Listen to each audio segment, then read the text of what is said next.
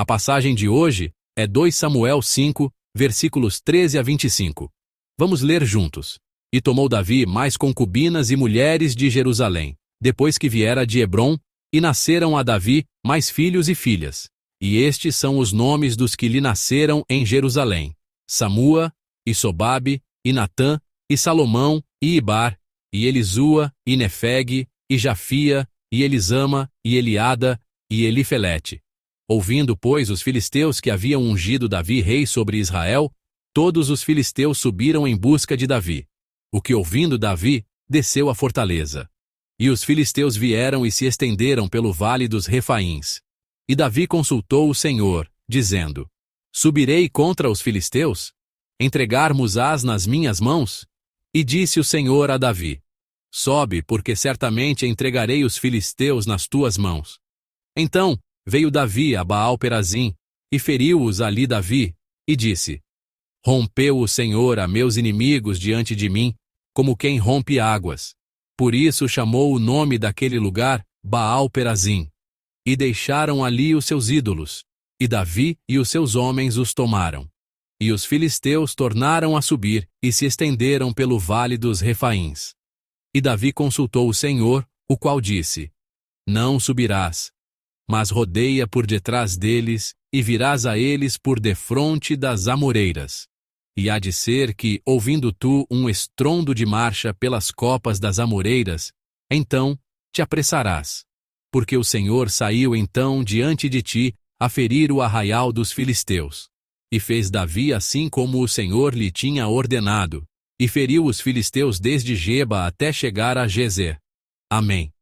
Nesta manhã, compartilharei a palavra de Deus com vocês sob o título O Senhor saiu diante de ti. No texto de ontem, Davi finalmente se tornou rei sobre todo o Israel. Levou muito tempo para chegar até aqui. Foram os anos como fugitivo, escapando do rei Saul, e os 7 anos que passou em Hebrom como rei de apenas uma tribo, a de Judá. Até ser coroado aos 30 anos, ele passou quase 20 anos como fugitivo e homem do deserto. Para uma pessoa comum, teria sido muito difícil suportar e esperar até o fim. Não foi apenas uma questão de tempo. Foi um período em que comeu o pão amassado com lágrimas, um tempo em que sua vida esteve em perigo, um tempo solitário e difícil, tanto física quanto mentalmente. Após suportar bem esse longo período, ele finalmente ascendeu ao trono para governar todo o Israel. Davi, que subiu ao trono depois de muitas reviravoltas, que tipo de rei ele se mostraria? No texto de hoje, Davi está agindo de uma maneira que faria as pessoas se perguntarem: por que um rei agiria assim? Um comportamento que poderia ser considerado totalmente indigno de um rei. Vamos ler juntos o versículo 19. E Davi consultou o Senhor, dizendo: Subirei contra os filisteus? Entregar-mos-ás nas minhas mãos? E disse o Senhor a Davi: Sobe, porque certamente entregarei os filisteus nas tuas mãos. Amém. Quando as pessoas pensam em um rei, que imagem elas esperam? Elas imaginam alguém que comanda com autoridade, que age com a dignidade e a imponência de um rei, que se senta com peso e governa sobre o povo. No entanto, aqui no versículo 19, Davi não está comandando ou agindo com autoridade como o rei que imaginamos. Davi está agindo aqui como um servo. Em vez de ser um rei, Davi está perguntando a Deus se deve ou não subir para a guerra, como um servo. Perguntar é uma ação de servo. A ação de um rei é comandar. Essa atitude de perguntar está muito longe da imagem de um rei, do ponto de vista humano. As pessoas pensam que um rei é alguém que toma decisões com ponderação e dá respostas, que comanda com autoridade severa. Mas Davi está agora perguntando a Deus se deve ir ou não, se deve subir ou não, se deve guerrear ou não. Ou seja, ele está agindo como um servo pedindo permissão ao seu mestre. Mas, irmãos, é exatamente por isso que Davi se tornou rei. Na verdade, essa atitude de servo é a ação mais importante que um rei deve ter. Anteriormente, ao meditar no livro de Samuel, eu mencionei repetidamente a razão pela qual Saul foi rejeitado por Deus. A razão é uma só. Saul foi rejeitado por Deus porque tentou ser rei por si mesmo. Por querer ser rei, ele não pôde se tornar rei. Saul, por ignorar o verdadeiro rei, que é Deus, e por tentar se colocar no lugar de Deus, no trono, paradoxalmente, não pôde se tornar rei. Portanto, a qualificação mais importante para se tornar rei é conhecer o verdadeiro rei. Conhecer a Deus, o verdadeiro rei, é a qualificação para se tornar rei. Somente conhecendo a Deus, o verdadeiro rei, é que se pode tornar rei. No texto de hoje, Davi está fazendo exatamente isso. Ele está mostrando uma atitude que reconhece Deus como o verdadeiro rei. Antes da guerra, ele pergunta a Deus como um servo, e depois de receber a resposta, inicia a batalha. Essa mesma atitude aparece novamente na parte final do texto de hoje. Vamos ler juntos os versículos 23 e 24. E Davi consultou o Senhor, o qual disse: Não subirás, mas rodeia por detrás deles e virás a eles por defronte das amoreiras. E há de ser que, ouvindo tu um estrondo de marcha pelas copas das amoreiras, então te apressarás, porque o Senhor saiu então diante de ti, a ferir o arraial dos filisteus. Amém. Quando os filisteus atacaram novamente, como Davi agiu desta vez? Ele agiu como um servo. Ele consultou o Senhor e obedeceu, submeteu-se e seguiu o que o Senhor disse. Para as pessoas, essa não é a atitude de um rei. Para as pessoas, essa é a atitude de um servo. Porque ele perguntou: Devo fazer assim? Ou assim? Ouviu a resposta do mestre e obedeceu à palavra do mestre. No entanto, biblicamente, essa é a atitude de um verdadeiro rei. Um verdadeiro rei é alguém que serve a Deus como o verdadeiro rei. Aquele que sabe quem é o verdadeiro rei, aquele que serve a Deus como rei, é quem tem a qualificação para ser rei. Quando o rei agiu assim, como Deus reagiu? Deus estabeleceu Davi como rei. Deus deu a Davi uma vitória surpreendente.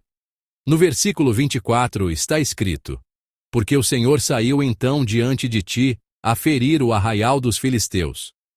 Quando servimos a Deus como rei, Deus vai adiante de nós e faz todas as coisas por nós primeiro. Desfrutamos da bênção de que Ele age primeiro, para que possamos nos tornar reis, para que possamos nos tornar governantes, para que possamos obter autoridade. Que todos os nossos membros da igreja vivam desfrutando dessa bênção. Eu os abençoo em nome do Senhor. Uma cena em total contraste com Deus aparece no versículo 21. Vamos ler juntos o versículo 21. E deixaram ali os seus ídolos, e Davi e os seus homens os tomaram. Amém. Os ídolos dos filisteus estão abandonados e espalhados sobre as ruínas do campo de batalha. Esses ídolos eram os deuses que eles serviam. A Bíblia não deixa de registrar claramente essa cena ridícula. O Senhor foi adiante do seu povo e o ajudou a vencer a guerra, mas os deuses dos inimigos foram deixados para trás e abandonados depois que seu povo fugiu. Não só não ajudaram na guerra, como também se tornaram um obstáculo para a fuga. O objeto de adoração em que antes confiavam e se apoiavam, agora se tornou um objeto de limpeza, abandonado e espalhado. Esta é a verdadeira natureza dos ídolos. Se não servirmos a Deus como Deus corretamente, nós também acabaremos abandonados e espalhados como lixo no campo de batalha. O Deus vivo é aquele que vai adiante de nós. Os ídolos mortos são apenas um obstáculo e um objeto a ser limpo. Irmãos, a passagem que estamos meditando agora é sobre o auge do reinado de Davi. Até o capítulo 10, a Bíblia registra a história de Davi avançando vitoriosamente e expandindo o reino de Deus. Quando Davi estava em seu auge? Paradoxalmente, foi quando ele permaneceu como um servo diante de Deus, quando viveu como um servo diante de Deus. Não foi quando ele agiu como um rei, mas quando obedeceu como um servo. quando seguiu a Deus em obediência como um servo, que Davi pôde desfrutar do auge como rei e avançar vitoriosamente. No entanto, uma crise se abate sobre Davi. Como mencionei antes, é o incidente com Batseba no capítulo 11. Nessa ocasião, Davi não age como no texto de hoje. Se deveria ir a Batseba ou não, se deveria trazê-la ou não, desta vez Davi não pergunta a Deus como fez no texto de hoje. Em sua mente, provavelmente havia este pensamento: eu já sou o rei. Eu sou o rei, não posso decidir algo assim por mim mesmo? Por que um rei deveria pedir permissão a alguém como um servo para fazer isso? Naquele momento, Davi agiu como um rei, e ele se viu em crise. Quando Natã o visitou, ficou claro qual era o relacionamento entre Davi e Deus. No texto de hoje, Davi e Deus compartilhavam um relacionamento tão íntimo. Quando ele perguntou: devo subir para lutar? Deus respondeu a Davi. Quando ele perguntou: de que maneira devo ir? Deus lhe disse especificamente: dê a volta por trás do bosque de amoreiras e ataque-os de surpresa. No entanto, quando Davi não perguntou nem consultou a Deus, se não fosse pelo profeta Natã, Davi teria caído em um estado de torpor espiritual, incapaz de conhecer ou discernir a vontade de Deus. Quando seguimos a Deus como servos, quando consultamos a Deus, quando Deus vai adiante e nós ouvimos sua palavra e o seguimos, é então que podemos avançar vitoriosamente e desfrutar do nosso auge. A crise surge quando pensamos: eu sou o rei. Um rei não pode tomar uma decisão como esta por si mesmo. Por que um rei perguntaria a alguém e decidiria? Por que um rei pediria permissão a alguém para decidir? A crise sempre se aproveita desse coração orgulhoso. Amados, a maneira de desfrutar do auge da vida, a maneira de avançar vitoriosamente, está claramente registrada no texto de hoje. Primeiro, devemos saber quem é o verdadeiro rei. Segundo, devemos consultar e perguntar a esse verdadeiro rei. Terceiro, devemos obedecer e agir de acordo com a palavra do verdadeiro rei. Por último, o verdadeiro rei vai na frente, e nós o seguimos em obediência. Quando nos tornamos servos de Deus, podemos viver uma vida próspera e vitoriosa. No momento em que tentamos nos tornar o rei de nossas próprias vidas, no momento em que tentamos tomar o trono real de Deus, nosso auge terminará ali. Lembrem-se e guardem no coração nesta manhã que a crise vem no momento em que não tentamos conhecer a vontade de Deus. Ou seja, não tentamos ser servos de Deus, mas tentamos viver de acordo com nossa própria vontade e pensamentos, e assim, tentamos nos tornar reis. Eu os abençoo em nome do Senhor. Irmãos, ao caminharem pela vida, vivam buscando a vontade de Deus em cada detalhe. Vivam consultando a Deus. Lembrem-se de que a loucura de Deus é mais sábia do que a sabedoria dos homens. Confiar em nossos próprios pensamentos e sabedoria é o mesmo que idolatria. Aqueles ídolos abandonados como lixo no campo de batalha filisteu representam a sabedoria humana, que na realidade é tolice, ou seja, um ídolo. Nós também podemos acabar espalhados assim. Hoje, vamos viver buscando a vontade de Deus e servindo a Deus como Rei. Então, onde quer que formos, o que quer que façamos, Deus encherá nossas vidas com a bênção de vencer e triunfar, e com a bênção de fazer nossos inimigos se dispersarem como águas que se rompem. Que vocês tenham um dia abençoado, servindo a Deus como Rei e obedecendo como servos de Deus. Eu os abençoo em nome do Senhor.